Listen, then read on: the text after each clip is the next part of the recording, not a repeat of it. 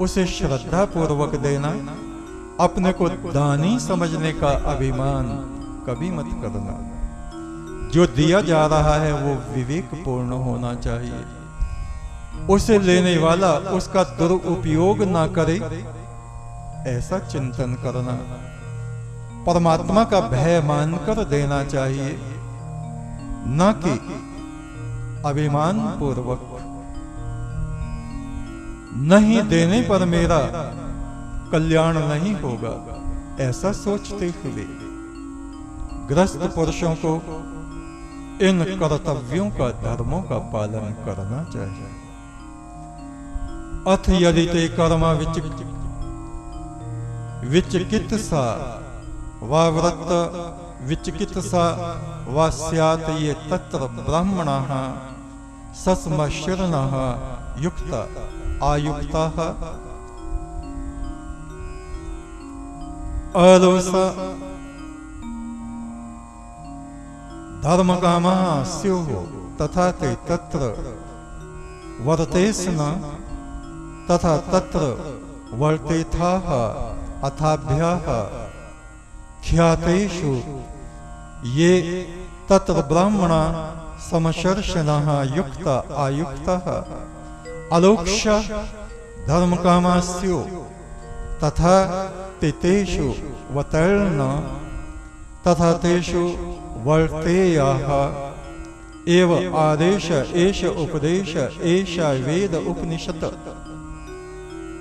एतदनु अनुशासनम् एवं उपास्यम् अव्यम एवं उचैत उपास्यम्।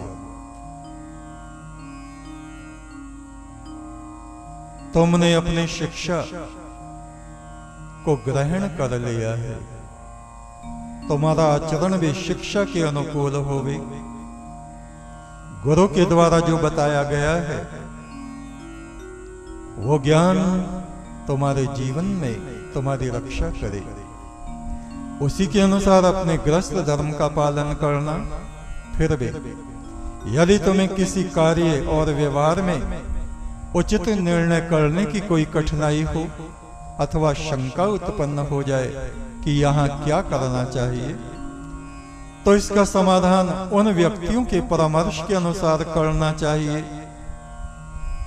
अथवा उनके व्यवहार को देखकर करना चाहिए जो महापुरुष हैं, जो धर्मात्मा हैं, कि वे स्वयं किस प्रकार धर्म का पालन कर रहे हैं।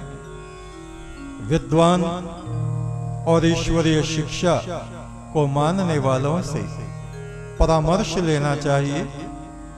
जो रुक्ष हों, जो दुष्ट स्वभाव वाले हों, जो सदाचार का पालन ना करते हों, दुष्ट विचार वालों से कभी परामर्श नहीं लेना चाहिए।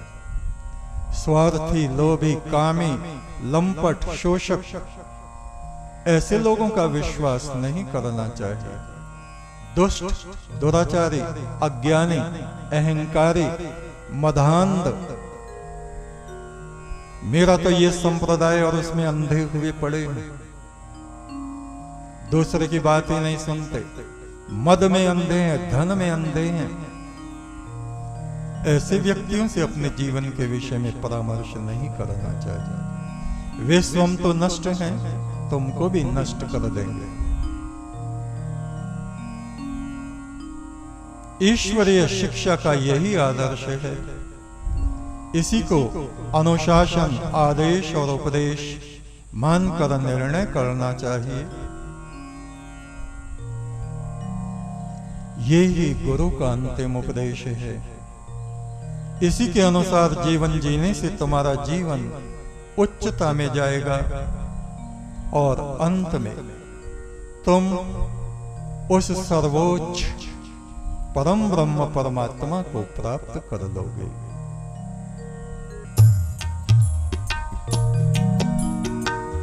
तेरी ही महिमा लिखता रहूं मैं, तुझको ही गाता रहूं मैं।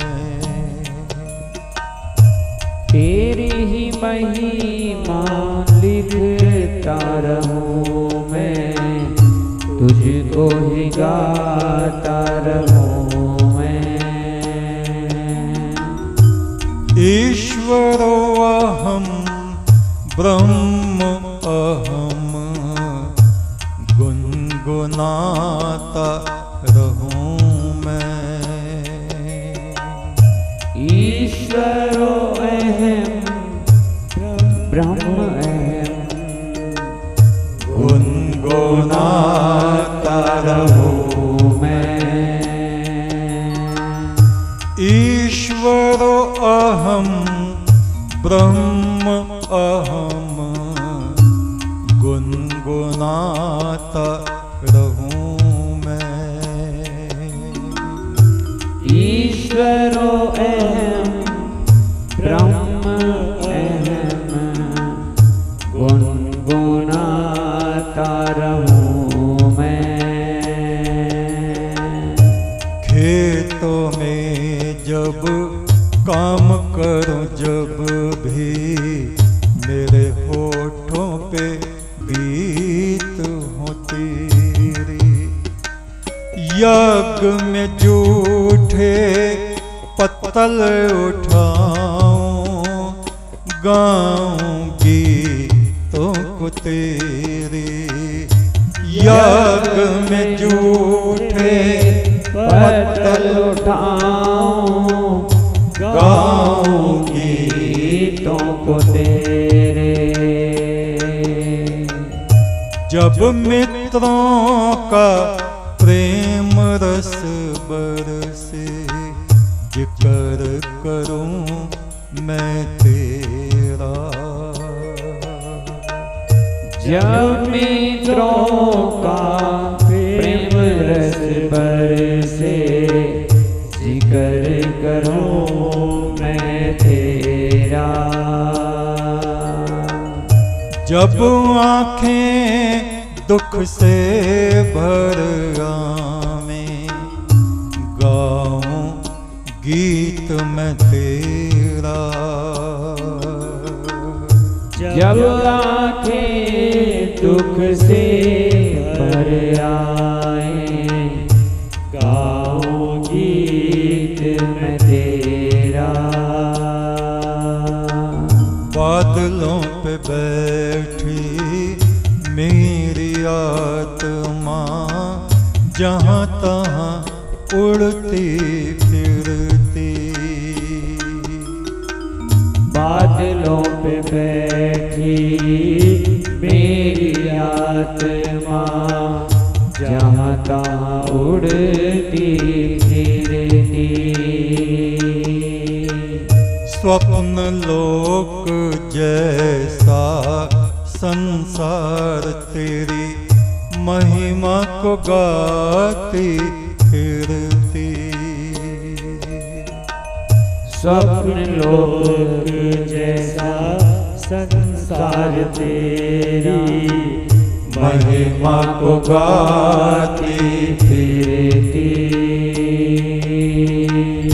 फुल संदे वाले बाबा कहते, जब भी जगत में मैं आऊं। फुल संद वाले बाबा कहते, जब भी जगत में मैं आऊं। तेरे प्रेम की चादर ओढ़ के नाचूं और गाऊं। तेरे प्रेम की चादर ओढ़ के नाचूं और गाऊं। तेरी ही महिमा लिखता रहूं मैं, तुझको ही गाता रहूं मैं। तेरी ही महिमा लिखता रहूं मैं, तुझको ही गाता रहूं मैं। ईश्वरो अहम ब्रह्म अहम गुनगुनाता रहूं मैं। ईश्वरो अहम ब्रह्म अहम गुनगुनाता रहूं मैं। गुनगुनाता रहूं मैं। गुनगुनाता रहूं मैं। गुनगुनाता रहूं मैं।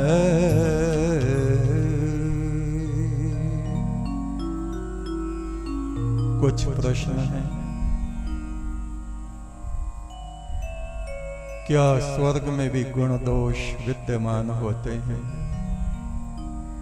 जैसा कि स्वर्ग जाने वाले जीव के पुण्य समाप्त होने पर उसे पुनः पृथ्वी लोक में वापस भेज दिया जाता है, स्पष्ट है। जब तक आपके पास खर्चा पानी है रहो, जब खर्चा पानी खत्म तो कपड़े फट गए घर को वापस जाओ, फिर से जन्म मरण।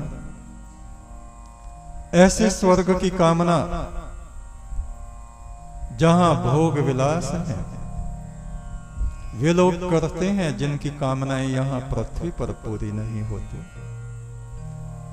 इन कामनाओं का त्याग कर देना ही विवेक है, ज्ञान है।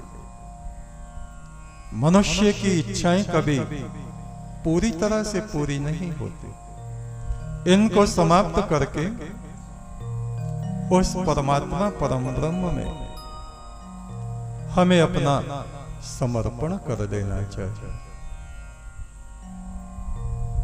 क्या स्वर्गलोक मोक्ष धाम नहीं है? नहीं। स्वर्ग तो एक देवलोक है जहां तप ही तप होगा, नहीं वहां तो अप्सराएं नाचती। इंद्र के यहां आप देखो, जहां तप होता है वो तपोलोक है। तपोलोक, जनलोक, महालोक, सतलोक, ये ब्रह्मलोक, वे लोग दूसरे हैं।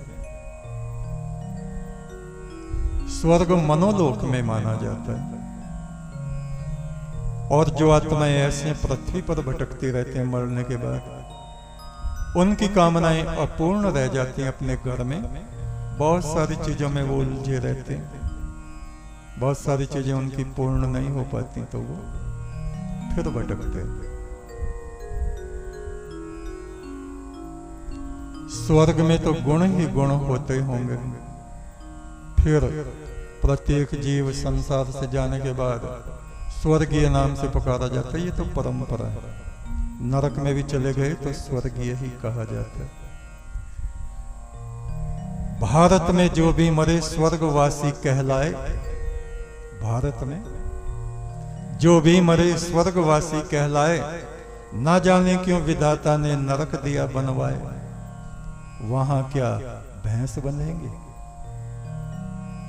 नरक किन के लिए? हम ही लोगों के लिए है। जब हमारे आचरण बुरे हो जाएंगे, कपड़े बहुत ज्यादा गंदे हो जाएं, घर में ना धुलें तो दूसरी जगह धुलने के लिए देने पड़ते हैं। लो भाई अच्छी तरह से धो दो।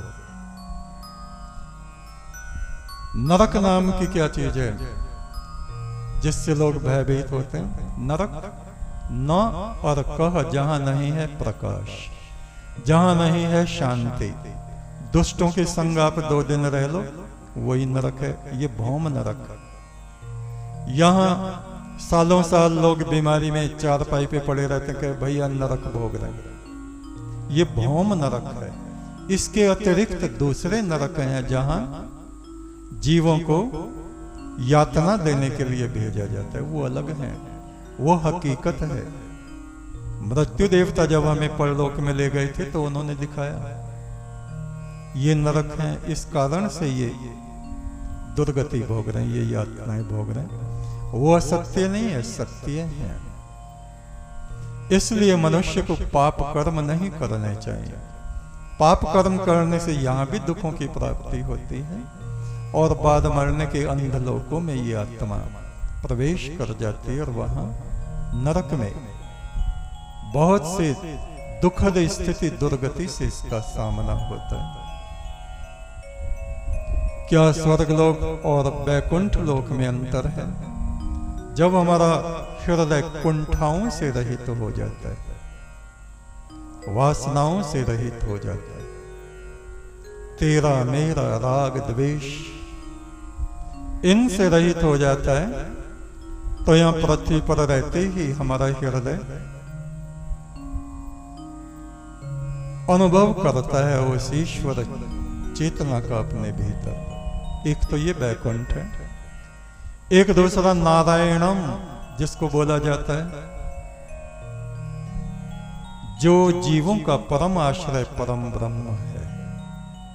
हिरण्यगर्भ जहां जीवात्माओं को रखा जाता है, जहां से इनकी उत्पत्ति हुई थी, उसको वैकुंठ कहा जाता है।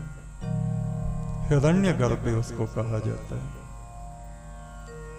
अगर साधक स्वर्ग नरक की इच्छा न रखकर गुरु द्वारा बताई हुई साधना आराधना सेवा सुमरन करे, तो उस जीव की क्या गति होती है?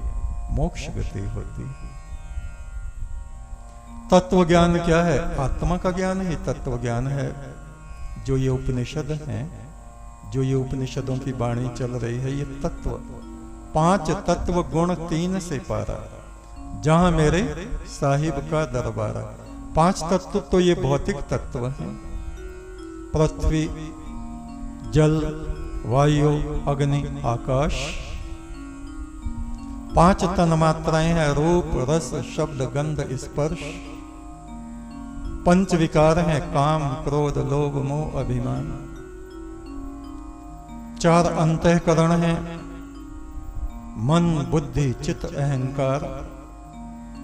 3 गुण हैं, सतोगुण, रजोगुण, तमोगुण।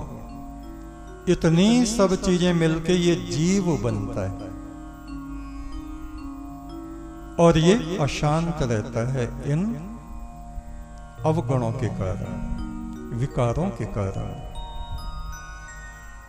इनसे जब ये परे हो जाता है विवेक के द्वारा, ज्ञान के द्वारा, हम देखते हैं प्रकृति में हमें ये कार्य करने से दुख मिलता है, ऐसा व्यवहार हम मनुष्यों से करें तो हमें कष्ट मिलता है, अपमान मिलता है। ज्ञान के द्वारा, विवेक के द्वारा जब हम उन निंदित कर्मों को त्याग देते, अपने मन को, अपनी चेतना को परम ब्रह्म के ध्यान में लगा लेते हैं, तो ये जीवात्मा शुद्ध हो जाती है। शुद्धो अहम ब्रह्मो अहम शिवो अहम ईश्वरो अहम ब्रह्म अहम। ये इसका भाव इसमें पैदा हो जाता है, जीव रूप समाप्त होकर ईश्वर भाव इसमें जागृत हो जाता है।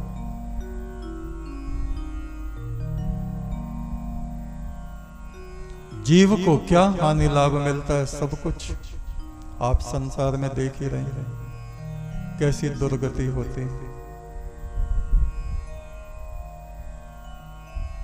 जैसा हम कर्म करते हैं वैसा उसका फल हमें मिलता है, अच्छा या बुरा। इसलिए बुरे कर्मों को त्याग देना चाहिए, निंदित कर्मों को त्याग देना चाहिए, पाप कर्मों को त्याग देना चाहिए। काम, क्रोध, लोभ, ये 3 मुख्य द्वार हैं नरक के। और मोह और अभिमान ये भी ऐसे ही हैं। इनके अवसर जब जब आए हमें सावधान हो जाना चाहिए, क्षण भर के लिए ठहर जाना चाहिए। हमारा पैर गड्ढे में तो नहीं जा रहा। क्षण भर के लिए हम रुके और परमात्मा को अपना हाथ थमा दें, गुरु चरणों में ध्यान करें, गुरु वचनों का ध्यान करें, तो हम उन गड्ढों में गिरने से बच जाते हैं, दुर्गति से बच जाते हैं। एक तू सच्चा, तेरा नाम सच्चा।